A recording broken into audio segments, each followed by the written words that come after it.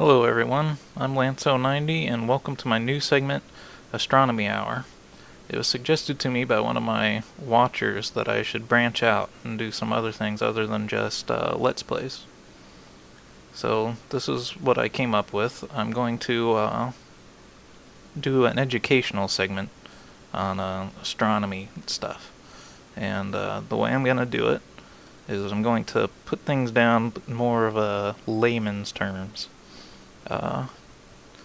If you watch hard science lectures and stuff, it might get bogged down in information that isn't very important for the average person to need to know, like what is the semi-major apparent axis of Jupiter's orbit. We don't need to get that precise, but I think it would be a good idea to educate as many people on things that are important and are easy to understand. So, this program is called Celestia. It's a simulator for looking at the planets that we know of. I can't remember if it generates random worlds for the other stars. I don't think it does, though. I do have another program I was thinking of using for this called Star Engine, but right now we don't need to use that one because I compared the two, and this one has the better looking models of the planets that we do know of.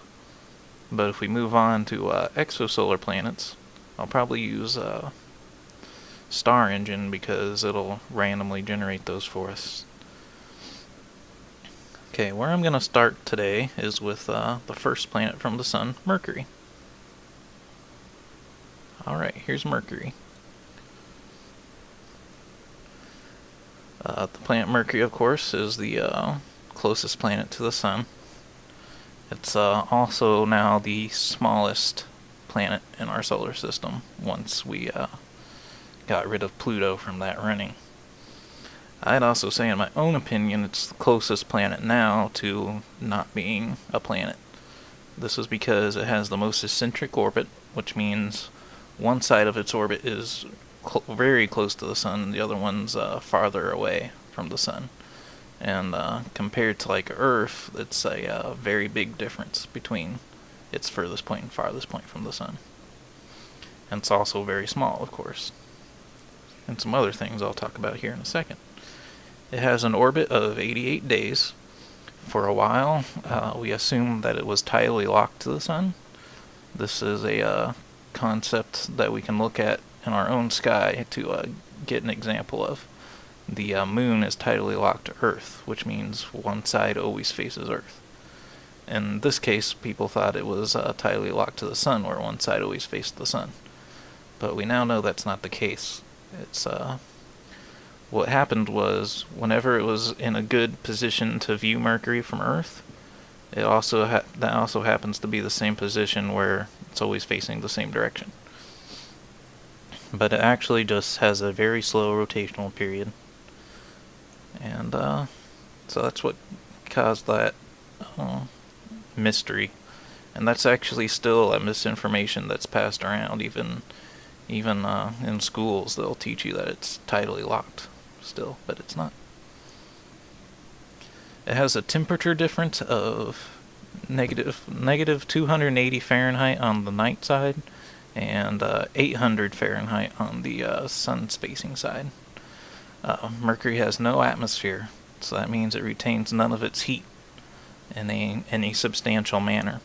So the side that's facing the Sun is always very hot, and the side that's facing away is extremely cold. The poles are a location where it's always cold, though. And the poles, I'm not exactly sure where it'll be on this model. I believe it's this middle point here that has some strange mapping going on. They think that, they're pretty sure that there's large deposits of ice at the poles, and because they're always in shadow.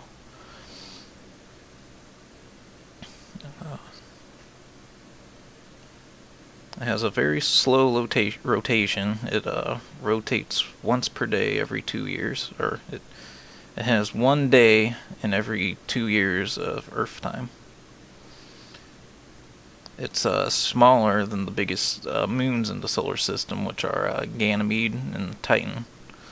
So it's actually smaller than some moons, which is another reason why I think it's, if we had to pick another planet to get rid of off the list of real planets and classify it as a dwarf planet, I think that would be another reason why. It's the most dense planet in some ways. Earth is considered the most dense because it has high gravity, which compacts it even denser than it is. But if you take out the factor of gravity, Mercury is much, much more dense than Earth is. And the reason for that is Mercury is probably just the core of a planet. Our research has shown that the crust is very thin on this world, and the rest of the interior is almost all core, indicating that maybe once it was a planet the size of Earth or Venus, and something happened to it that caused it to break apart and just be the core. There's also been a giant impact since whatever happened to it, since it's been just a core. I don't know if we'll be able to find it on Celestia, but I think that maybe it's there, or maybe here.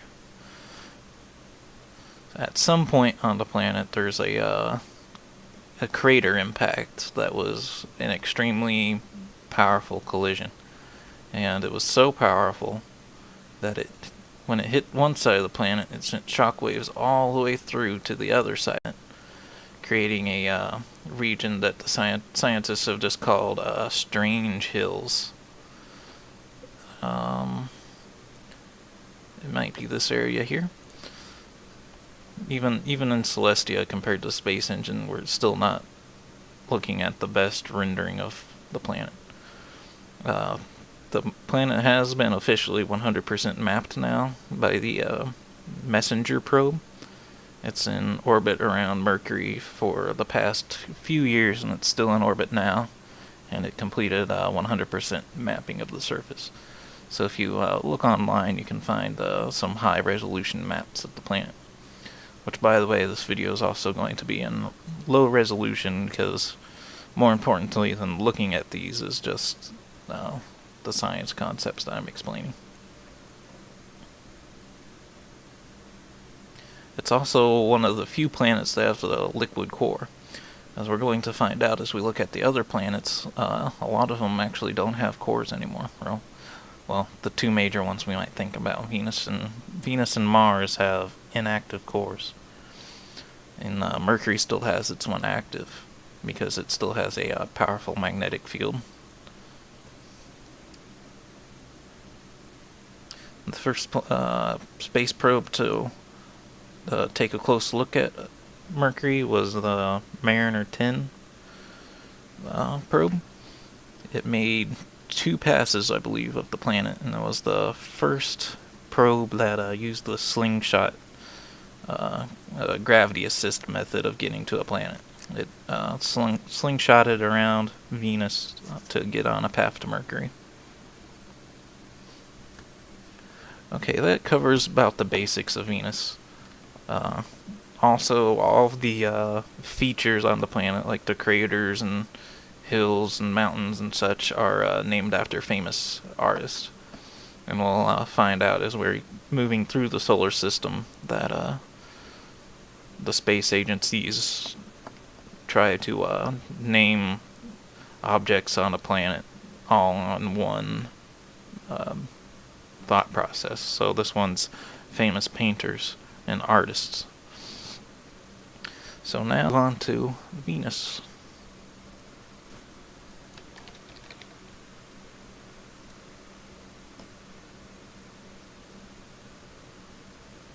Ooh. Okay. So one thing about Celestia that is different than the Space Engine is Celestia shows the true colors of planets and the actual surface details. Usually when you see pictures of Venus, you just see a big, mostly white, somewhat greenish ball.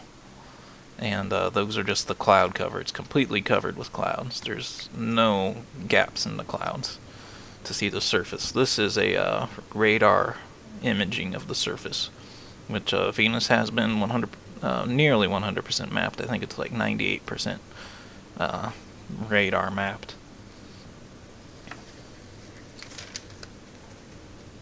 Venus is pretty much Earth's twin.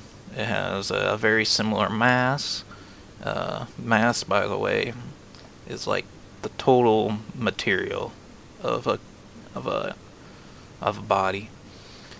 It's independent of gravity, which the two get easily confused with, or gravity and weight, because they use the same measurements. Like, they both use kilograms as a standard of measure, but mass is different than weight. Of course, weight is dependent on gravity, while mass is like a universal thing. It's not going to depend on gravity. But its mass is about the same as Earth's. Its gravity is about the same. Its size is almost the same. And it's also made of almost the same stuff on the surface. So it's almost a twin. It's all these things are a little bit smaller than compared to Earth, which is very interesting that we have two planets, two terrestrial planets even, that are so similar.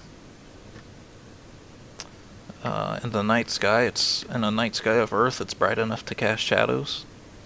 You can look up some interesting pictures of shadows being cast by just Venus without the sun.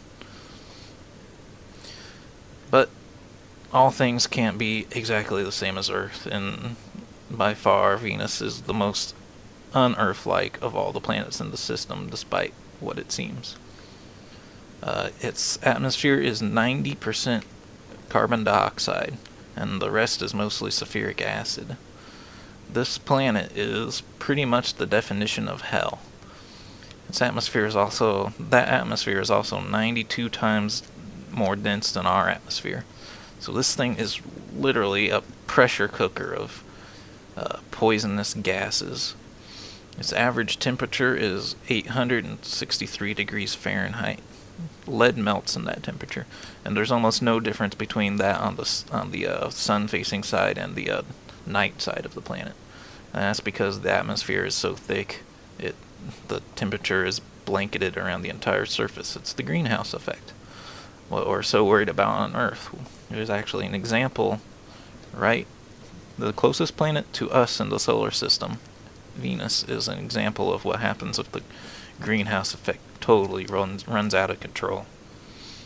Of course, I don't think man-made greenhouse effect is going to spiral us this far. At least not anytime soon.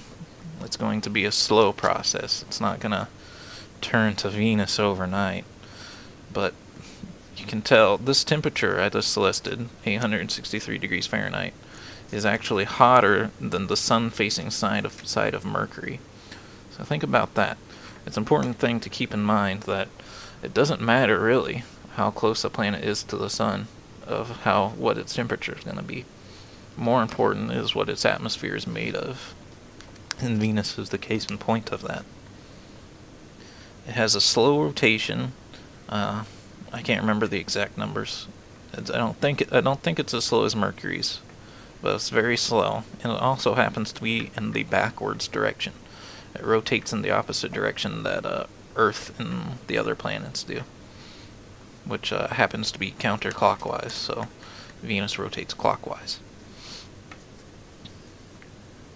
It's like I mentioned before when I was talking about Mercury. Venus has a dead planetary core now, which means it has no magnetic field. So on top of all of these bad things going on for Venus, it's also getting plummeted by solar radiation. It has 167 volcanoes that are over 100 kilometers across. There's only one volcano of that size that's on the surface of Earth, and that's the one on Hawaii. So There's lots and lots of volcanoes. Not all of them are active, though. We don't know how many are active. We only conjecture that they're active because of other things that we've determined from our space probes. It's thought to have gone under some major impact events, one of which would have been good for the planet. They think there was one impact that was much like the impact that created Earth's moon. A giant impact of another large space body that maybe have made Venus had a moon at one point. But they also think that sometime after that, another large impact happened that that probably flung the moon off into space, or maybe made the moon crash back into the planet. And now Venus has no moon. So Venus has not had a very good time. They think that perhaps it was Earth-like at one point, after all these collisions, of course, but well before Earth was itself was Earth-like. But there's no trace of that now. Mariner 2 was the first spacecraft to make a successful flyby, and Venera 9 and 10, Russian space probes, were the first to make landings, successful landings. Keep in mind, Mariner 1 was also planned to head this direction, and it failed. The Russians also had some flyby probes that failed. And all the other Venera spacecraft, 1 through 8, all failed. I think 7 survived in the atmosphere for a short amount of time before it was crushed. And 8 crash landed on the surface. It's transmitting some data, but no actual pictures. Venera 9 and 10 were the first to transmit pictures. And the Magellan probe was the first, that is the spacecraft that mapped this surface that we see now in Celestia to 98% accuracy. So that about covers the basics of Venus. Keep in mind, I'm not going into super deep detail right now on all these planets. Of course, there's a lot more to know about all of them. But like I said, I'm just going to do this in layman's terms and get out the important stuff that everyone should know about these worlds. Ooh, I just did something strange. Whoa, I don't know what I'm doing. Okay, I finally got it to calm down. I'm not going to go into very deep detail about Earth. We've all live on Earth. We know what it is. The most special thing about Earth is that it's the only planet in the solar system with liquid water. On the surface, at least. And the only planet we know of that has life. Other than that, I'll leave you to know what else is going on with Earth. For the most part, I think all of us understand that. Oh, I see what's going on. There's some weird recording things going on every time I go up to the navigation bar. The recording program is quitting out on me. Maybe I'm gonna have to start using Star Engine. I think I'll actually go to Star Engine now, so we don't have to deal with this anymore. Okay, so I have no idea what's going on right now. Everything is freaking out. I tried to switch to Star Engine, which is actually called Space Engine, by the way. I've been getting that wrong. And I started recording and it crashed. I came back onto this, and it started having some more problems of its own. I'm recording in windowed mode now. I think that'll keep it from crashing when I go up to the toolbar now. But we're going to be stuck with this, so let's hope that it doesn't freak out again like it did a little bit ago. Recording problems aside, let's go to Mars.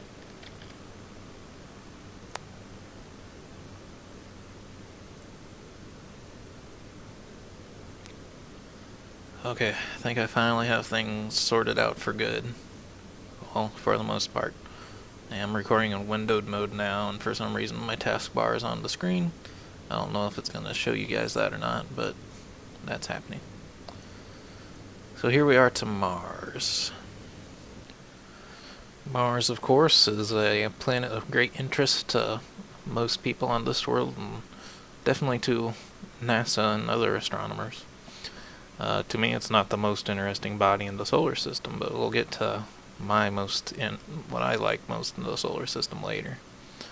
But Mars is considered the most Earth-like world thanks to how hostile Venus proved to be. Uh, Venus was actually the first target of our exploration. As I mentioned earlier, Venus is really close to us and so similar to Earth. It was the first place we sent probes to. It's the first planet we took a picture of the surface on by a lander, and the first one that we sent flybys of. And then it turned out to be a literal hell. So Mars is our new target. And by the way, Venus is only like a 3-month trip away from rockets sent there, while Mars is 1 to 2 years. So yeah, it's too bad Venus didn't turn out so great, huh? But it's the second smallest planet in the solar system now, with Pluto having been removed. It's 0.5 the size of Earth, half the size of Earth by radius, and in mass and other related fields, it's 0.15 the mass of Earth. So basically what that makes me come down to is I usually just generalize that it's 1/3 the size of Earth, because its density and things are less than Earth. Well, very less, the 0.15, and then the size is 0.5, so that's just a middle ground of 1/3 the size of Earth. It's a good way to imagine it, I say. Most of its atmosphere is carbon dioxide, 95% of it is, and the rest is nitrogen and argon for the most part. Its pressure is 0.6 that of Earth. The opposite direction of Venus, of course. Venus was 92 times more pressure than Earth's, and this is 0.6 the pressure of Earth. So much, much more tolerable. Its average temperature is negative 81 degrees Fahrenheit. Pretty cold, but at its warmest it can get, I think it said, 32 Celsius. I'm not exactly sure where that puts it in Fahrenheit, but it's enough that we think that there's been liquid water on the surface quite recently. There was like a photo that one of the orbiters took, where in a previous photo there had been just normal terrain, and then later, when it made a pass over the same terrain, there was like marks on the ground. We think there was a little bit of water that leaked out of the surface. All we know for sure, though, is that in the past it definitely did have water. 100% confirmed. They've found all sorts of rivers and riverbeds and all sorts of other stuff, but they're all dried up now. What we don't know for sure is if there was life at one point, or life now.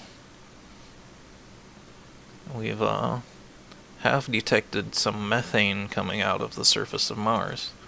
We don't know if this is by some chemical reaction that's just happening, or methane just getting released out of the surface for some reason. But it could also mean that there's life underneath the surface, which would be the place for life to be now, since there's no magnetic field because the core of Mars is dead now. Life would have to go underground to stay away from the harmful ultraviolet light.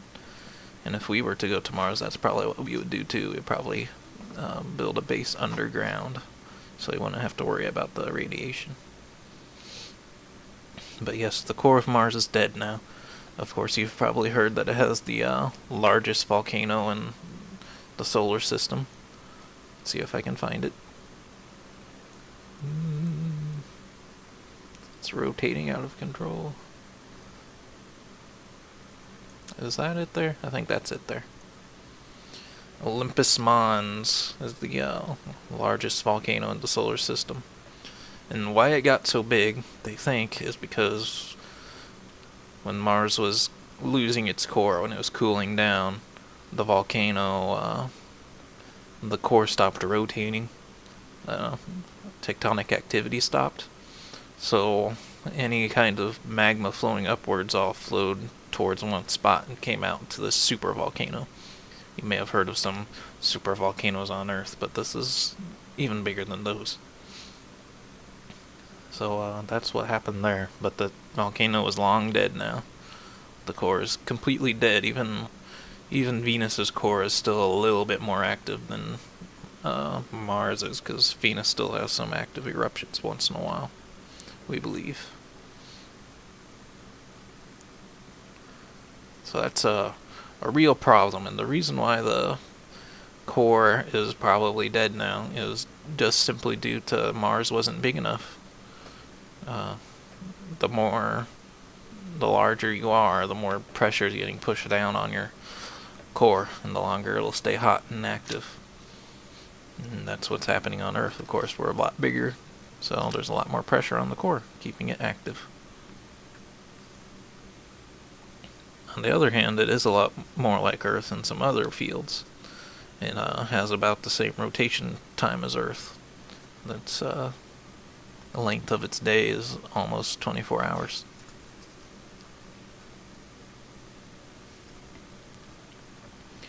So ultimately, Mars is the best possible target for colonization, financially at least. When we get to my favorite part of the solar system, we'll see why it's not the best all around, but financially it is because of how close it is. And of course how Earth-like it is. It has tolerable temperatures, has a normal length of day. It's not too bad, but still not the best. So let's move out into the outer solar system. Of course there's some dwarf planets in the asteroid belt we could look at, but we have a probe on the way to one right now. I can't remember the name of the it's Dawn. Dawn is heading towards Ceres right now, which is the biggest dwarf planet in the asteroid belt. So until that happens, I don't think there's a reason to talk about Ceres right now, because we don't know enough about it. It's going to be really interesting to see it though, because Ceres is pretty cool looking from the terrible pictures we've been able to get through telescopes. It's completely round. It's not like a asteroid. But let's go to the outer solar system. Of course, we'll stop with Jupiter. Hopefully this won't crash on me when I open this thing up here. Jupiter. Hopefully it won't crash on the way there either. I'm having all sorts of trouble recording this, if you can't tell. Whoa, that's pretty close to Jupiter. I don't know why I got zoomed in so close. I think it wanted to stay the same distance away from Jupiter as it was of Mars, which isn't going to work out, because Jupiter has the volume to 1,000 Earths, let alone who knows how many bodies of Mars. Well, if Mars is 0.5 of the radius of Earth, then we can assume probably 2,000 Marses would fit inside Jupiter. Marses, that didn't sound right, did it? Okay, of course Jupiter itself is not a planet that we can land on or colonize, right now at least. Though it has a powerful magnetic field to protect it from the sun's radiation, it emits enormous amounts of radiation from itself. So that's a problem. What we can go to is the moons, of course. I'll get to the moons in a moment. But interesting things about Jupiter is the core, or not even the core. Before we get to the core of the planet, there's large, huge sections that we think will be liquid metals, and that's what we think produces its powerful magnetic field. Is metallic hydrogen, as weird as that sounds. Jupiter's just so big and so massive that it's crushing hydrogen down into liquid metal. It seems insane, but it's true. Well, we think it's true. Very sure that it's true. Of course, we can't really see unless we can get down that far, and that's just not going to happen. I'm pretty sure metallic hydrogen would be even more inhospitable than Venus. So maybe Venus isn't the worst place in the solar system, huh? Once we get down and deep into Jupiter, things would get bad. Although there is theories that in the high up clouds of Jupiter it might be tolerable. There might be some areas that have enough pressure to create enough warmth where things could survive. But as it stands now, we don't have any chance of landing on Jupiter. There's nothing to land on. It's a gas giant. But we can go to the moons, and Jupiter has 4 moons of interest. It has many, many moons apart from these, but there's only 4 that are important. This is one thing I wish we were on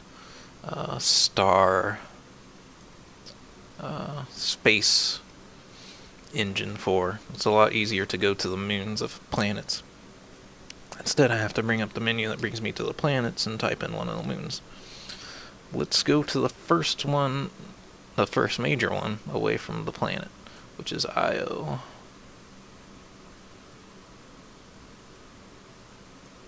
Okay, now that we're getting to these small moons, the texture maps might be worse. It looks like Io's okay, though. We'll get to one on Saturn where it's not going to be mapped very well. Io's a very strange-looking world, isn't it? It's has greens on it, but no, that green's not life. And these big red splashes. It looks like someone threw up on a planet, really. But it's not life, unfortunately. Too bad it isn't. But Io is volcanic. We think that Jupiter's heavy gravity and magnetic field and stuff is pulling and tugging on Io and causing it to still have tectonics and whatnot, causing volcanism. We actually encountered upon that by accident. We weren't sure what these little pop marks were on it. And then as Voyager 1 or 2, probably both really, was pulling away, it got a shot of a big plume coming out of Io being caught in the sun so we could see it. And now we know that it's a very active world. It's unfortunately active with stuff that would kill us, much like Venus. It's I think most of the eruptions are mostly of sulfur, so it probably stinks too. Next world out, which is always of great interest to our friends at NASA. Ooh. I pressed go to selection instead of go to ... or go to object. Europa is the next major moon out from Jupiter, which you probably heard a lot about, because this is the moon everyone talks about when they talk about Jupiter's large moons. Europa, the reason why it's so important to so many people is we're very, very certain that there's a liquid ocean underneath. An ocean of liquid water. And we think this because we see these cracks on the surface. And the surface is also pretty much free of craters, which means it's been getting resculpted. And there's obviously no active volcanoes like on Io. So this resculpting has to be done by water melting and coming up and reforming the surface. We don't know what this red-looking stuff on the cracks is. We think it could be evidence of life underneath the surface of Europa. So there's plans underway to try to land something that'll drill into Europa's surface and see what's underwater. Which wouldn't that be interesting if there was life there? But even Europa may not be the most Earth-like planet in our solar system, which we'll get to when we get to Saturn. But it's definitely an interesting world. And the only reason it's more interesting to NASA than what we're going to get to when we go towards Saturn is it's closer and cheaper, just like Mars is compared to Europa, closer and cheaper. The next large moon on Jupiter is Ganymede.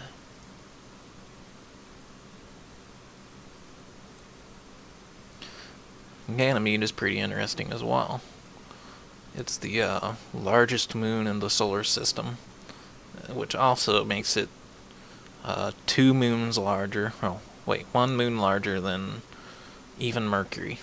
This thing is big. It's much larger than our moon. It's a lot bigger than a lot of things. Interestingly enough, though, our moon has higher gravity because the moon has higher density. And this is probably because the moon formed out of the great impact event with Earth, and made it form out of different substances than other planets, other moons are. So it doesn't have as much gravity, but it is the biggest moon in the solar system.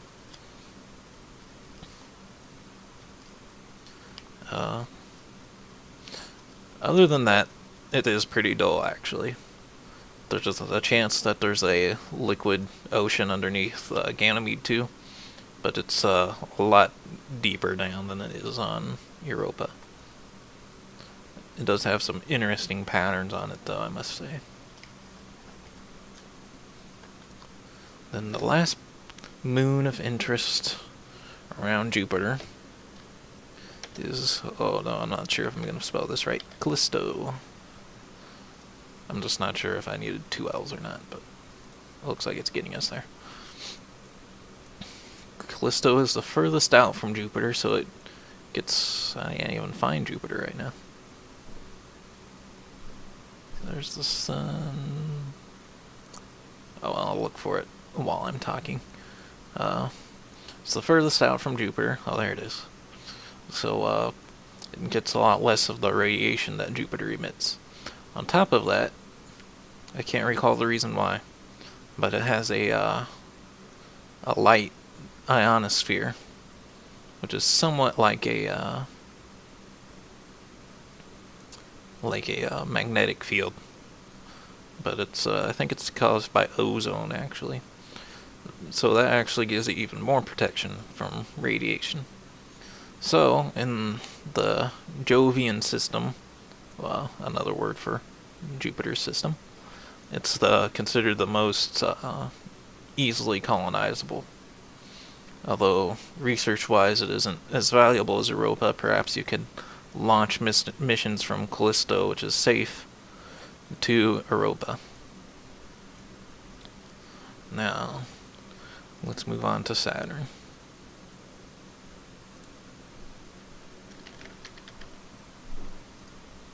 Hopefully we won't go inside of it like we did with Jupiter. Oh, we got super close. But not inside. So I guess that's a good thing about using Celestia over Space Engine. Space Engine, you can go onto the surfaces of planets and through the atmosphere. I'm pretty sure if we did that with a gas giant, it might crash us.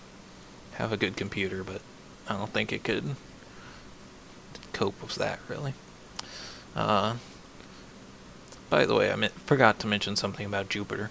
The 4 big moons that we just talked about are the only ones that are easily visible from Earth. Apart from that, all the other ones are too small. Saturn, on the other hand, has a few more moons than that are visible. I think it's like 6 of them that are easier to see from Earth, even though it's farther away and the moons are smaller. Except for 1. And most of these moons aren't interesting, except for, well, 2. So I'll do the least interesting of the 2 first. Oh, if I can remember the name of it. Oh, I couldn't remember the name of it, but I don't know how I'm going to spell it. Maybe that'll be close enough. Nope. Now this is where Star Engine would be more useful. Okay, so one of Saturn's moons is called Enceladus. Maybe I can just find it by clicking around. And Enceladus is a lot like Europa. It's famous for having... Oh, there it is.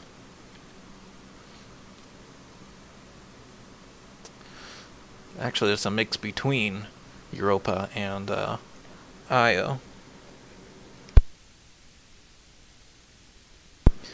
And the reason for this is it has an underwater ocean. I mean, underground ocean is the correct term, I suppose. And I think this is the location. This underground ocean is actually closer to the surface than it is on Europa. And so much closer, in fact, that when, I believe it was Cassini flew by it, it also did about the same thing that happened with Io and the Sun. It spotted a big plume coming out of this region here. And this one was a cryogenic volcano, or cryogenic eruption, which means an eruption of ice. Of course, it's so cold out here, as soon as the water comes to the surface, it turns into ice. But it means it's even easier to access the water here than it would be to access the water on Europa. But Europa's closer and cheaper. But more interestingly, the reason why it's able to stay liquid out this far is it's also mixed with ammonia, which is a little bit not healthy, poisonous. But at the same time, it is also an organic compound. And there's also some other organic compounds in the mist from the plume, which makes it possible that maybe there's life under here too.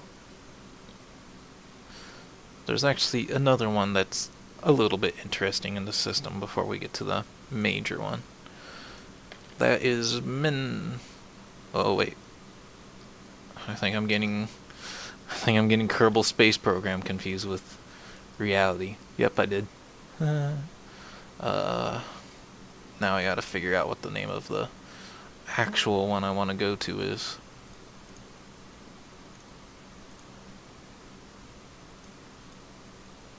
Is this it? I can't see it because there's a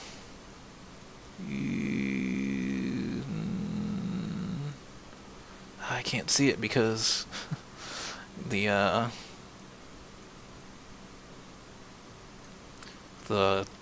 lag, not the lag timer, the FPS counter on the top of the screen is covering over the name of the planet for me. I think it's the right one though, because it starts with the right letters at least, and the radius is about right. But this is Minmus, I think.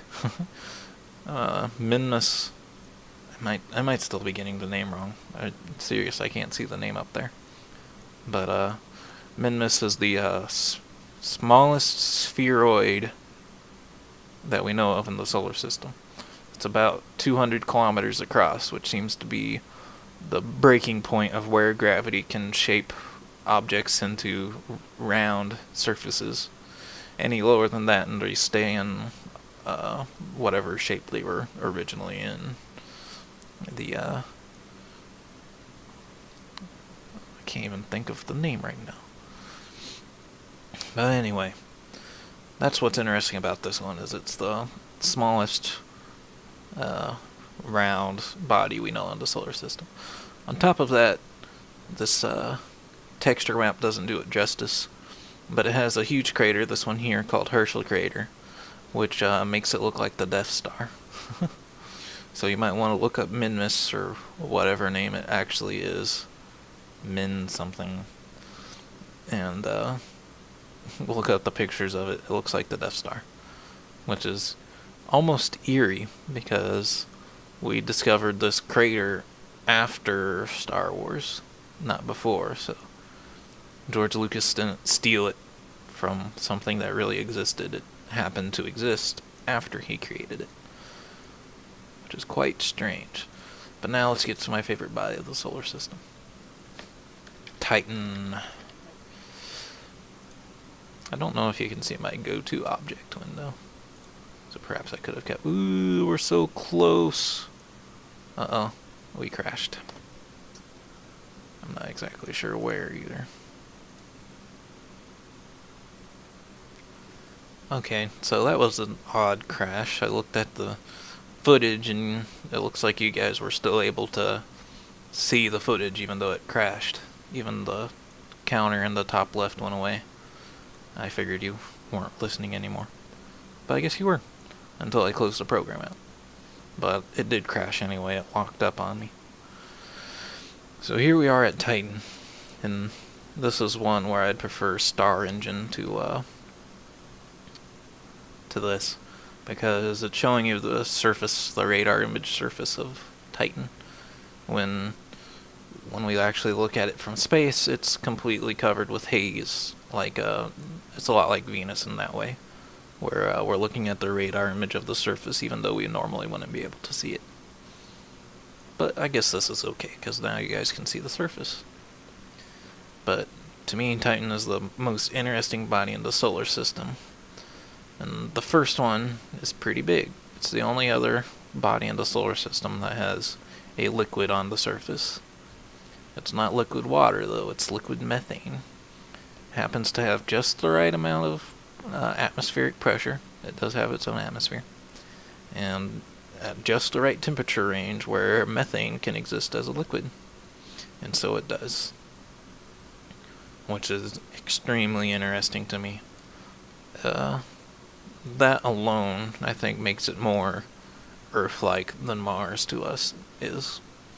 It's not liquid water, so that's not ideal for us. But what's to say another life form couldn't live off of liquid methane? And that's the other thing. The atmosphere and the liquid methane lakes and seas that Titan has. Methane is extremely organic compound.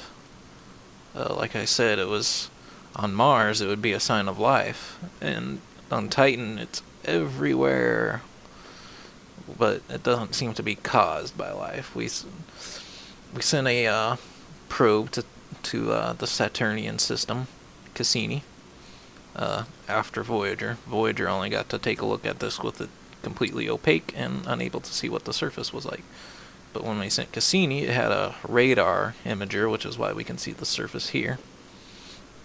And on top of that, it also had a probe called Huygens on it, which it sent through the atmosphere with a parachute and whatnot, and landed on the surface and took pictures.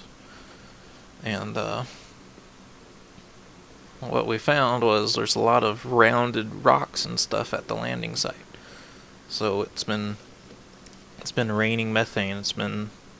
There's been erosion by liquids.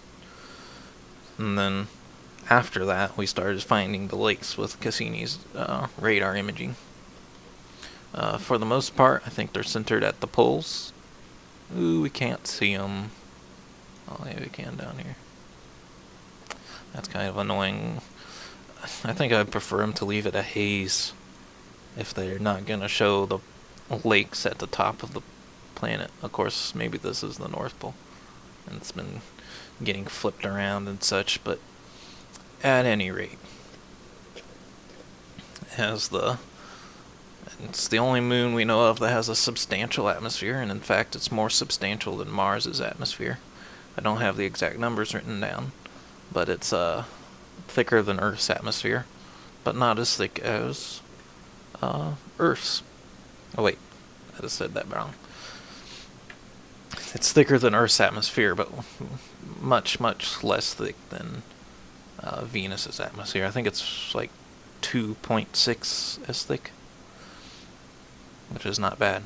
It's the second largest moon in the solar system behind Ganymede, which also puts it at being larger in size to Mercury, though a lot less dense. And what this adds up to between this very thick atmosphere and low gravity is they actually say if you were able to land on Titan as a person, you could flap your arms and fly, like every kid wishes they could do. Just you could flap your arms and fly. I'm not exactly sure if that's true, but it is extremely light to where just with a glider you could fly for forever probably.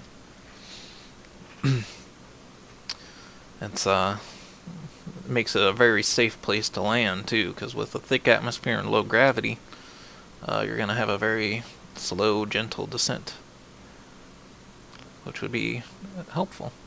And even getting back off the planet isn't too hard with low gravity.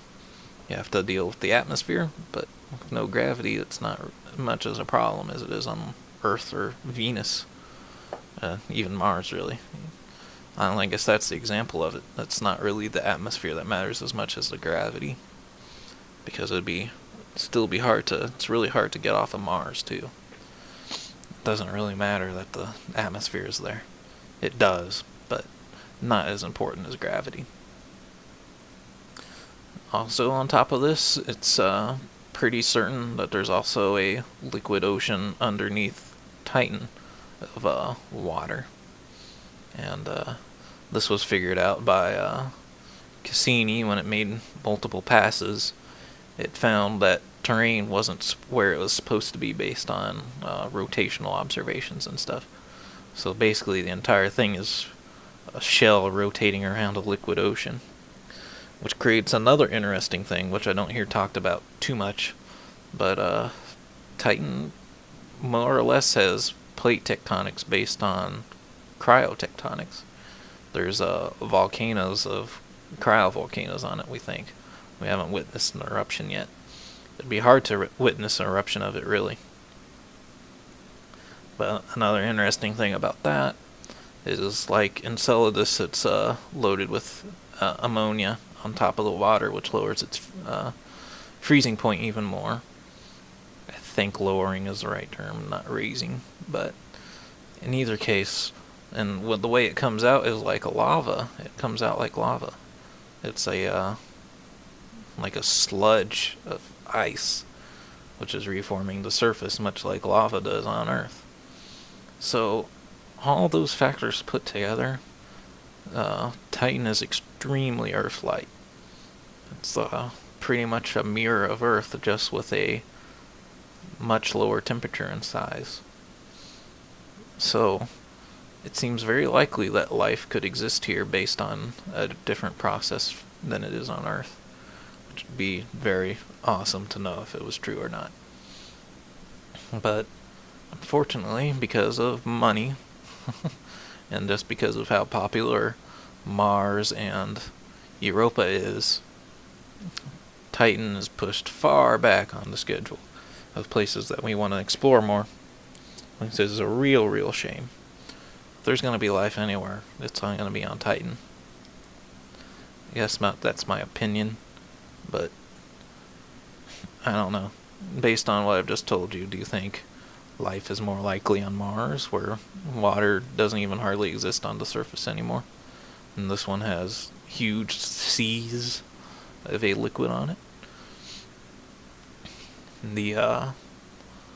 There's even been some surveys done. Well, not surveys. They're not really tests either. I'm not sure what to call them. Reports by some scientists that have been done about how life could exist on Titan. And this was written before Huygens landed. And they said for life to exist on Titan, there would have to be a depletion of hydrogen on the surface, because plant life, I think, absorbs a lot of hydrogen. And that's one reason why Venus is considered impossible for there to be life there, because there's no hydrogen. So, but anyway, this report said for there to be life there would have to be a depletion of hydrogen near the surface, where elsewhere it's high above the altitudes of the surface. It would have high concentrations of hydrogen. And there would also be a depletion of a element called acetonin, something like that. And that would be the food of the creatures that would live there. And since Huygens landed and ran its experiments, it detected a depletion of hydrogen near the surface and a depletion of the acetonin near the lakes. Which, it's just an extremely, if it's not a sign of life, it's a extremely improbable coincidence. In order for this to happen, there has to be a chemical reaction that we don't know about that can happen. And I don't think that's the case. I think there's life on Titan. But we're not going to get to find out for a very long time, if even in our lifetimes, because of how far Titan's been pushed back on the schedule.